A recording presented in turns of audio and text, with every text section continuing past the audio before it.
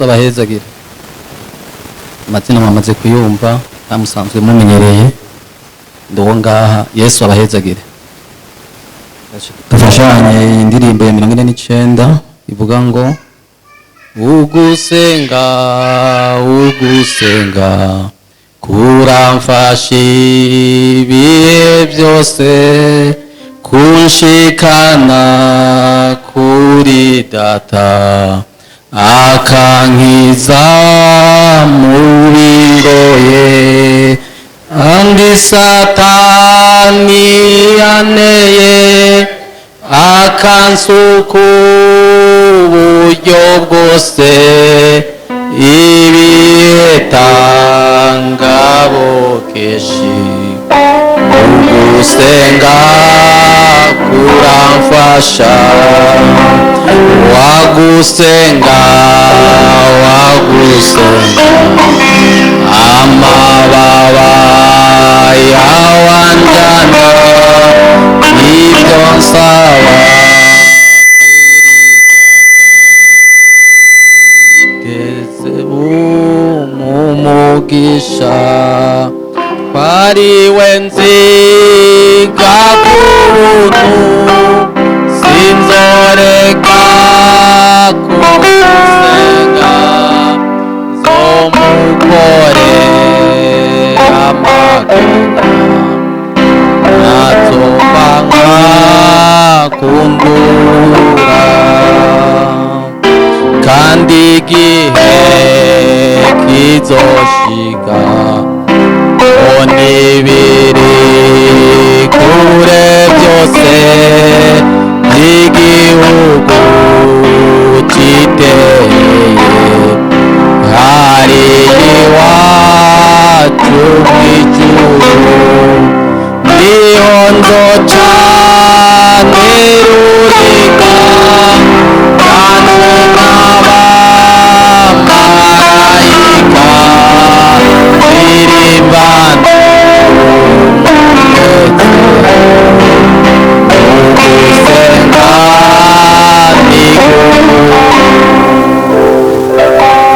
Yesu ashimwe.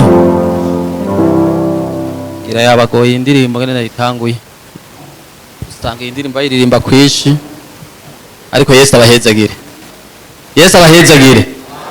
Reka dusangire ijambo ryo muri Timoteyo wa mbere igice ca 6 umurongo wa 6. Bise ijambo rivuga ngo kubumbwa n'ibyo ufise. Yesu abahezagire. Ngira batwahashitse gatunyarutse kundanze y'amajambo ivuga ngo ubutunzi nyakuri. Aravuga ngo ku murongo wa 6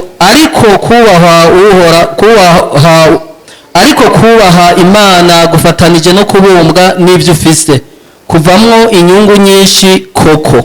Yesu abahezagire. Yesu abahezagire. Ni ijambo rivuga ngo kubumbwa n'ibyo ufise. Ni jambo rikomeye ngo ubutunzi nyakuri nukubumbwa n'ibyo ufise kandi ubutunzi nyakuri nagakiza kandi ikindi naco umutunzi nyakuri n'umuntu afise mpwemu yera. Yesu ashimwe. Kandi umutunzi nyakuri n'umuntu yihana ibyaha. Yesu abahezagire. Yesu abahezagire. Kubumbwa n'ibyo ufise. Ijambo kubumbwa n'ibyo ufise hari abantu benshi bananiwe no kubumbwa n'ibyo bafise. Kandi iyo umuntu ananiwe kubumbwa n'ibyo afise bica bigorana. Bigorana gute?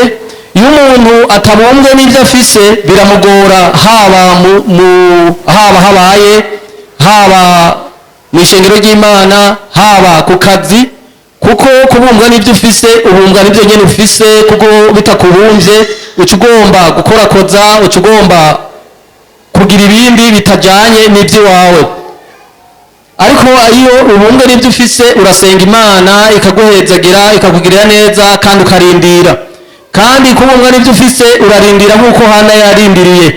Kuko Hana avuga ngo maze Hana arasenga afise intuntu kandi arira cane. Imana nuwamara umubabaro ukamara umubabaro nzoguha aca arasezerana isezerano uvuga ngo nzogukorera iki? Yesu abahezagire. Hana yabaye mu rusengero. Ana ntiyagiye ngo aje kuganiya abayinasenge n'abayinarume nabo bavukana, ariko yafashe ingingo ivuga ati ndavuye muhira ndagiye hehe ati ndagiye mu rusengero kubwira amajojwa yanje Imana nitanyumva, kandi hano ntizomumva ko yarizeye ko Imana ariyo ibishoboye. Iri jambo rero kubumbwa n'ibyo ufise, iyo umuntu atabumbwe n'ibyo afise biramugora, kandi iyo umuntu atabumbwe n'ibyo afise no kwibariba. Yesu abahezagire. Yesu abahezagire. Aragirana ariba.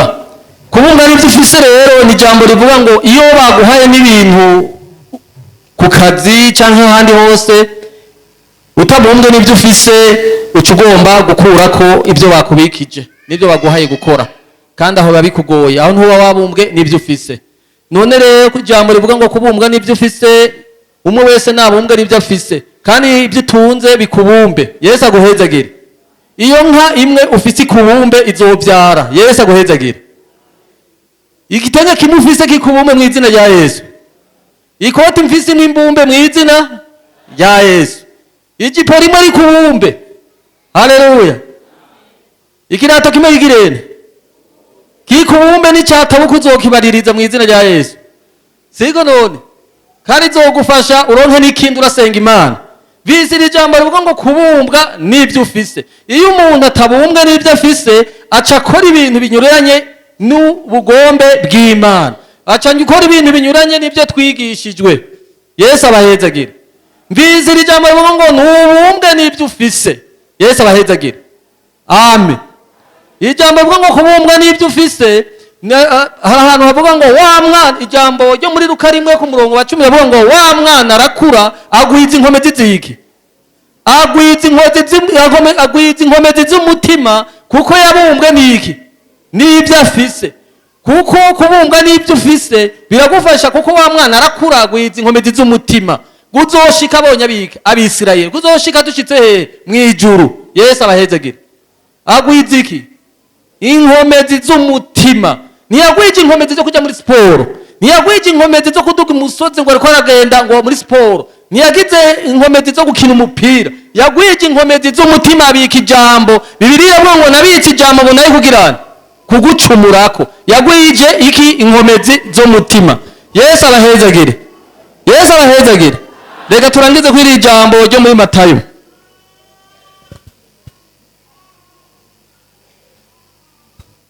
Matayo igice cya 4 ku murongo wa 10 turasoma mu izina rya Yesu.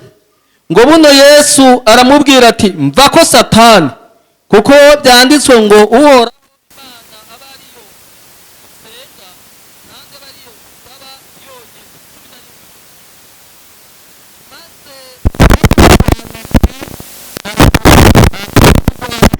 Buno Yesu aragirana. Amen. Yesu ashimwe. Buno ngo Yesu aramubwira ati mva ko Satani, handitswe ngo usenge iki? Usenge Imana yawe, kandi aba ariyo usaba yonyine. Maze ijambo riramubwira ngo umurongo wa 11, umugwaniza caragirana. Umugwaniza caramureka kuko mubwiye ngo mva ko Satani, ngo maze abamarayika baca baraza bagirane baramukorera. Niri jambo ry'Imana. Uyu munsi ubwire Shetani uti mvako. Haleluya. Amen. Ubwire Shetani uti mvako Shetani. Hama yangwarira kuvako. Bya bintu byose birakuvako, kuko wamaze kuvuga uti mvako, kuko nacyo na kimwe mu gisangi. Niri jambo rivuga ngo mvako Satani, ngo maze abamarayika bashobora baragirana. Uyu munsi abamarayika ntibagiragirene. Abamarayika baje bagukorere, kandi abamarayika baciye baza baramukorera kuko amwikumumuye. Aramubwira ati mvako Satani, nta banga dufitaniye, nta nisho dusangiye, nta nisho tuzohurirako. Maze Satani acaramuvako, acaramubisa, acaja ahandi atamubwiye ngo mvako. Uyu munsi mubwire uti mvako. Uyu munsi mubwire uti mvako. Kuri bya bibazo arakuvako, kandi nawe anabagirana azoguhunga. Yesu abahezagire.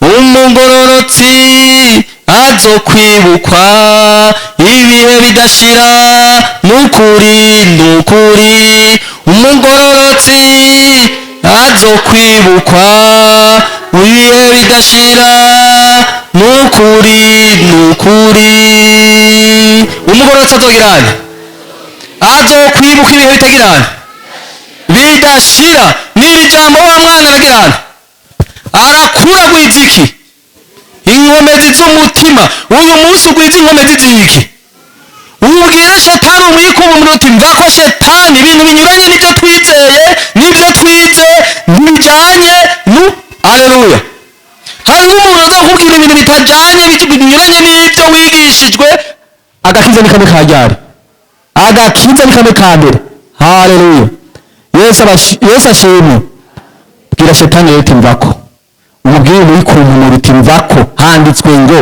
kandi ijambo riravuze ngo acaramureka abamarayika bose baraza bagirana uyu munsi abamarayika ntabwo baza baragukorera kuko umuyikumuye kuko byamaze kumumenya ko ari yindi ari shetani hagoye kumenya ko ari shetani uko amuyikumumura yesu abahezagire mana data wa twese uri mw'ijuru turagushimiye kuko urukundo rwawe rwiza turagushimiye kuri imana ihoraho turagushimiye kuri imana igira neza turagushimiye mana kuri iri jambo mana mu izina rya yesu turagomba kugira inkomezi ziva mu ijuru kuko wa mwana yarakuzaguriza inkomezi z'umutima none turasenze imana mu izina rya yesu uratugirira neza mana mu izina rya yesu tugire neza mana shetani nitwamwirukana azoduhunga mu izina rya yesu turasenze rero ushishikare kugira neza ishengero ryawe kandi utugirire neza mana kuko ubutunzi bw'ukuri ni ukugira mpemu yera ni ukugira agakiza ni ukwihana none mana uratugirira neza kuko twigishijwe kwihana twigishije gukiza twigishije ku rutonde gutondekwa n'ishengero gutondekwa n'imana na mpemu yera urakoze mu izina rya Yesu Kristo amen.